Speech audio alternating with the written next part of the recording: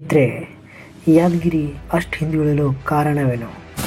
ಯಾದಗಿರಿಯ ಸಾಕ್ಷರತೆ, ತಲಾ ಆದಾಯ, ಬಡತನ ನಿರೋಧಕದಲ್ಲಿ ಕೂಡ ಅಷ್ಟು ಹಿಂದುಳಿಯಲು ಕಾರಣವೇನು? ಇದಕ್ಕೆ ಸರ್ಕಾರ ಕಾರಣನಾ ಅಥವಾ ಯಾದಗಿರಿಯ ರಾಜಕಾರಣಿಗಳು ಕಾರಣನಾ ಅಥವಾ ಅಧಿಕಾರಿಗಳು ಕಾರಣನಾ? ಯಾರು ಕಾರಣ? ಸ್ನೇಹಿತರೆ, ಇವೆಲ್ಲ ತಿಳಿಯೋದಕ್ಕಿಂತ ಮುಂಚೆ ಯಾದಗಿರಿಯ ಸ್ಮಾಲ್ ಹಿಸ್ಟ್ರಿಯನ್ನು ನೋಡೋಣ. ಇದು ಯಾದಗಿರಿ ಜಿಲ್ಲೆ ಕರ್ನಾಟಕದ 30ನೇ ಜಿಲ್ಲೆ. 6 ತಾಲೂಕುಗಳನ್ನು ಒಳಗೊಂಡ ಜಿಲ್ಲೆ. 5234 ಸ್ಕ್ವೇರ್ ಕಿಲೋಮೀಟರ್ ಪ್ರದೇಶ ಹೊಂದಿರುವ ಇದು ಪಕ್ಕದ ಗೋವಾ ರಾಜ್ಯಕ್ಕಿಂತಲೂ ದೊಡ್ಡದು. 11 ಲಕ್ಷಕ್ಕಿಂತ ಹೆಚ್ಚಿನ ಜನಸಂಖ್ಯೆಯನ್ನು ಹೊಂದಿರುವ ಮತ್ತು 74% ಕನ್ನಡಿಗರು, 12% ಮುಸ್ಲಿಮರು, 7% ಬಂಜಾರ ಸಮುದಾಯದವರು, 5% ತೆಲುಗು ಮಾತನಾಡುವವರು ವಾಸಿಸುತ್ತಾರೆ. ಇದು ಮೊದಲಿನಿಂದಲೂ ಜಿಲ್ಲೆ ಆಗಿರಲಿಲ್ಲ.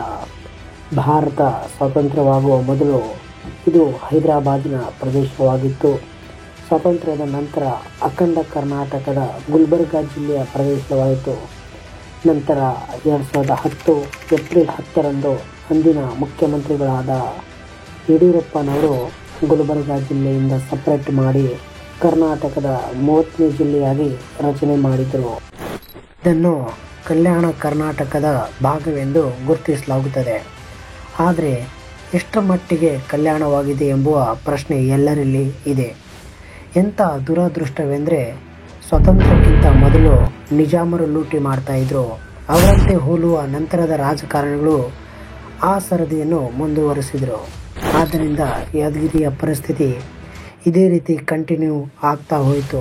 ಆದರೆ ಎಲ್ಲರ ಮೈಂಡ್ನಲ್ಲಿ ಬರುವ ಪ್ರಶ್ನೆ, ಯಾದಗಿರಿ ಅಷ್ಟು ಹಿಂದುಳಿಯಲು ಕಾರಣವಾದರೂ ಏನು? ಸ್ನೇಹಿತರೆ, ಒಂದು ಪ್ರದೇಶ ಶ್ರೀಮಂತವಾಗಬೇಕಾದ್ರೆ ಅಲ್ಲಿನ ನೈಸರ್ಗಿಕ ಸಂಪನ್ಮೂಲಗಳು, ನದಿಗಳು, ಅರಣ್ಯ ಪ್ರದೇಶಗಳು, ಅಲ್ಲಿನ ಕೃಷಿ ಭೂಮಿ, ರಸ್ತೆ ಸಂಪರ್ಕ, ರೈಲು ಸಂಪರ್ಕ, ಕನೆಕ್ಟಿವಿಟಿ ಬಹಳಷ್ಟು ಮಹತ್ವ ಪಡೆಯುತ್ತದೆ.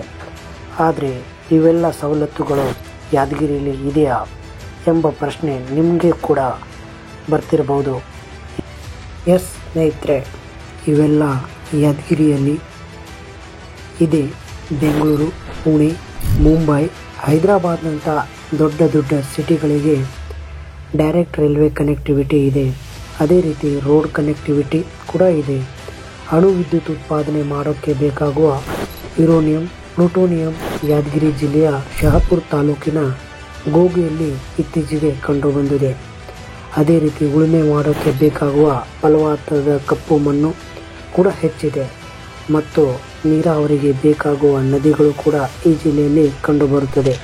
ಆದರೂ ಯಾಕೆ ಶಿಕ್ಷಣದಲ್ಲಿ, ಸಾಕ್ಷರತೆಯಲ್ಲಿ, ಬಡತನದಲ್ಲಿ, ನಿರುದ್ಯೋಗದಲ್ಲಿ, ಕೈಗಾರಿಕೆಯಲ್ಲಿ, ಕೃಷಿಯಲ್ಲಿ ಯಾದಗಿರಿ ಯಾಕೆ ಹಿಂದೆ ಉಳಿದಿದೆ ಎಂಬ ಪ್ರಶ್ನೆ ಎಲ್ಲರಲ್ಲಿ ಇದೆ.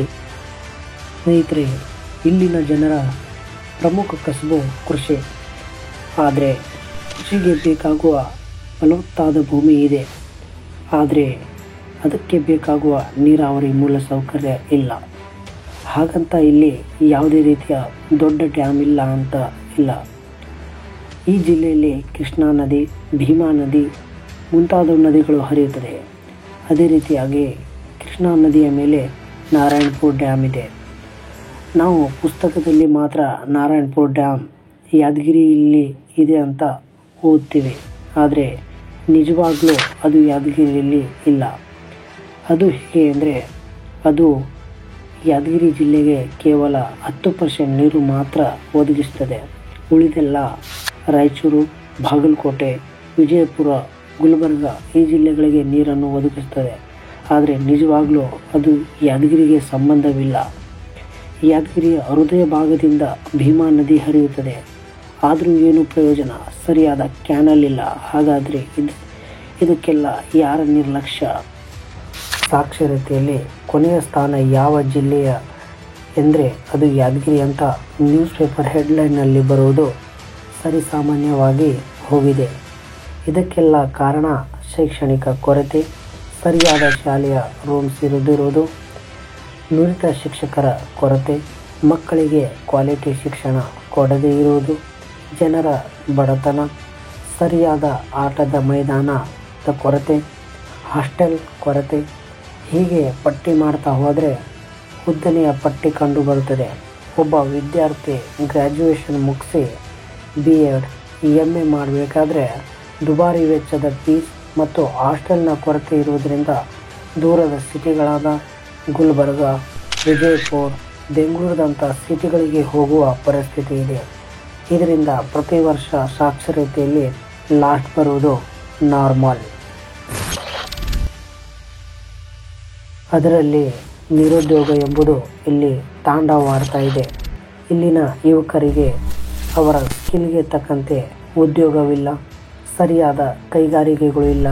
ಇವರ ಮೂಲ ಕಸುಬುವಾಗಿರುವ ಕೃಷಿಗೆ ಸರಿಯಾದ ಮಳೆ, ನೀರಾವರಿ ಸೌಕರ್ಯಗಳು, ಬೋರ್ವೆಲ್ಗಳು ಇಲ್ಲದಿರುವುದರಿಂದ ಉಳುಮೆ ಮಾಡೋಕ್ಕೆ ಆಗದೆ ನಿರುದ್ಯೋಗದಿಂದ ಜನರು ಬೇಸತ್ತಿ ಹೋಗಿದ್ದಾರೆ.